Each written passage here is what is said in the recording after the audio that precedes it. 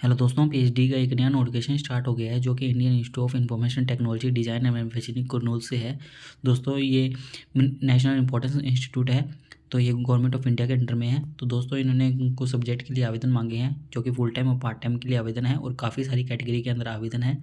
तो सबसे पहले ये देख सकते हैं कि इन्होंने computer science and engineering, artificial intelligence and data science, electronics and communication engineering, mechanical engineering कुछ सब्जेक्ट के अंदर आवेदन मांगे हैं।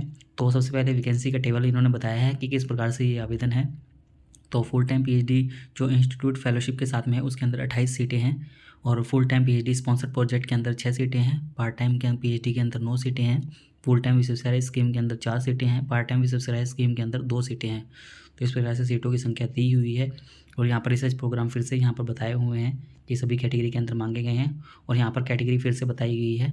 तो आप देख सकते हैं कौन कौन सी कैटेगरी के अंदर है। तो मिनिमम क्वालिफिकेशन की बात करें तो रेगुलर फुल टाइम के लिए यहाँ पर इन्होंने बताया है कि मास्टर डिग्री आपके पास में होनी चाहिए एमटेक एमएस रिसर्च के अंदर, जो कि इंजीनियरिंग टेक्नोलॉजी के अंदर हो। ये फर्स्ट क्लास के साथ में होनी चाहिए 60% मिनिमम मार्क्स के साथ में। और दोस्तों ये दोनों ही डिग्री के अंदर चाहिए आपको, यूजी और पीजी दोनों डिग्री के अंदर ही मिनिमम 60% मार्क्स होने चाहिए अनरिजर्व ओबीसी ईडब्ल्यूएस कैटेगरी के लिए और 55% एससी एसटी पीडब्ल्यूडी कैटेगरी के लिए मांगे गए हैं।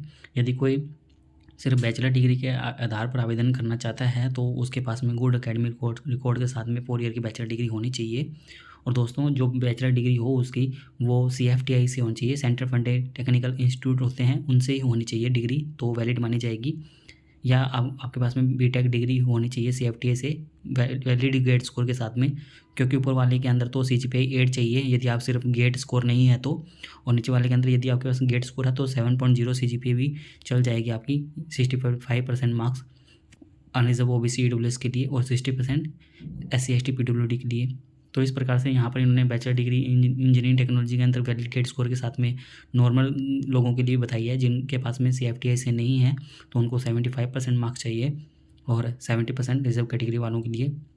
और दोस्तों इन्होंने यहाँ पर डिपार्टमेंट वाइज एलिजिबिलिटी फिर से बताई है CSC ESC और ME के लिए। तो CSC के लिए देख सकते हैं एमटेक ME MS रिसर्च के अंदर होना चाहिए, कंप्यूटर साइंस या इंजीनियरिंग के अंदर। और दोस्तों यहाँ पर इन्होंने कैटेगरी बताई है कि किस कैटेगरी के अंदर आवेदन मांगे गए हैं, तो ये देख सकते हैं। इसी प्रकार ये सभी के लिए यहाँ पर बताया गया है। PhD साइंस के अंदर भी यहाँ पर बताया गया है, मैथमेटिक्स फिजिक्स इंग्लिश के लिए, इनके लिए यहाँ पर एलिजिबिलिटी बताई है कि आपके पास में मास्टर डिग्री होनी चाहिए गुड एकेडमिक रिकॉर्ड के साथ में और आपके पास में वैलिड गेट स्कोर या CISR UGC JRF NBHM होना चाहिए। तो ये क्वालिफिकेशन मांगी गई है और आपके पास में 60% मार्क्स मिनिमम होने चाहिए UG और PG दोनों के अंदर और 55 रिजर्व कैटेगरी वालों के लिए जो कि SC ST PWD कैटेगरी के लिए है। और इसके अंदर भी कोई बैचलर के साथ में आवेदन करना चाहता है तो उनके पास में गेट स्कोर होना चाहिए।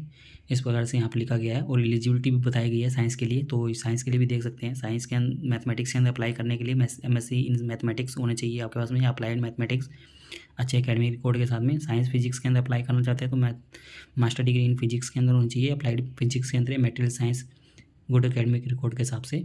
और किस कैटेगरी के अंदर सीटें हैं तो उस प्रकार से बताया गया है यहाँ पर। और पार्ट टाइम के लिए भी आगे बताया गया है कि क्या एलिजिबिलिटी रहेगी। यहाँ पर पार्ट टाइम के लिए भी लगभग सेम ही है, बट इसके अंदर NOC होना चाहिए और आपके पास में एक्सपीरियंस भी मांगा गया है। तो एक्सपीरियंस दे सकते हो, नोट के अंदर बताया गया है कि यदि कोई बीटेक या BE डिग्री के साथ में अप्लाई करना चाहता है तो 6 ईयर का मिनिमम एक्सपीरियंस हो उनके पास में। आगे ऐसे उन्होंने विश्वविद्यालय स्कीम के तहत बताया है, तो आप देख सकते हैं। तो उसके तहत आपको फेलोशिप भी दी जाती है 38,750 रुपये और उसके बाद में 43,750 रुपये हो जाएगी लास्ट 3 ईयर्स के लिए।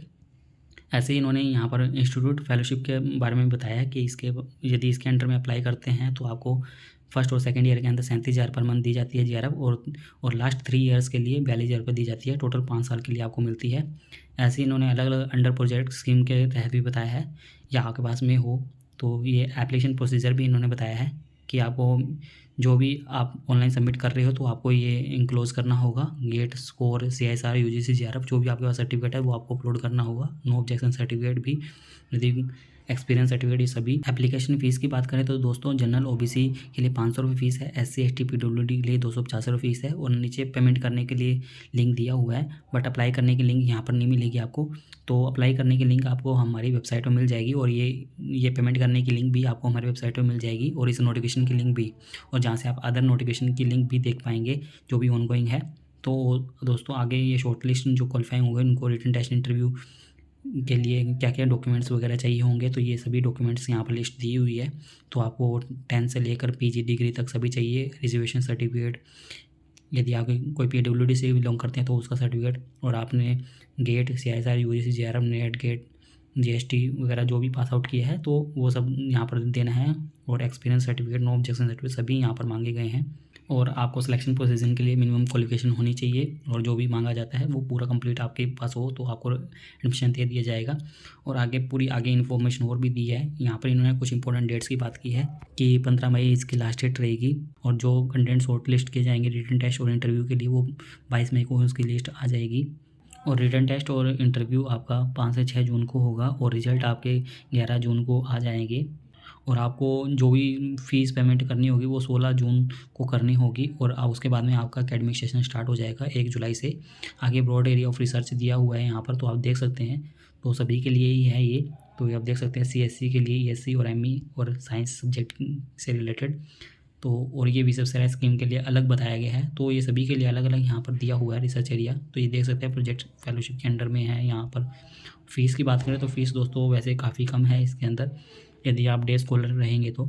सेमेस्टर वाइज फ़ीस देख सकते हैं दोस्तों, यहाँ पर फ़ीस इन्होंने बताई है। ट्यूशन फ़ीस 30,000 रुपये है, और अदर फीस 10,200 रुपये है। ये नॉर्मल फ़ीस है, क्योंकि ये इन इंस्टीट्यूट के अंदर इतनी ही फ़ीस रहती है। और नीचे ये सर्टिफिकेट दिए हुए हैं, यदि आपको नो ऑब्जेक्शन सर्टिफिकेट का फॉर्मेट देखना है तो आप देख सकते हैं, और स्पॉन्सरशिप अंडरटेकिंग सर्टिफिकेट जो भी आपके काम का हो। तो दोस्तों लिंक आपको हमारी वेबसाइट में मिल जाएंगे, जहाँ से आप आवेदन कर पाएंगे। दोस्तों उम्मीद करते हैं आपको हमारे द्वारा दी गई जानकारी अच्छी लगी होगी। यदि आपको हमारे द्वारा दी गई जानकारी अच्छी लगी हो तो आप हमारे चैनल को सब्सक्राइब कर सकते हैं, और आप हमसे टेलीग्राम पर भी जुड़ सकते हैं ऐसे ही PhD से रिलेटेड नए अपडेट के लिए।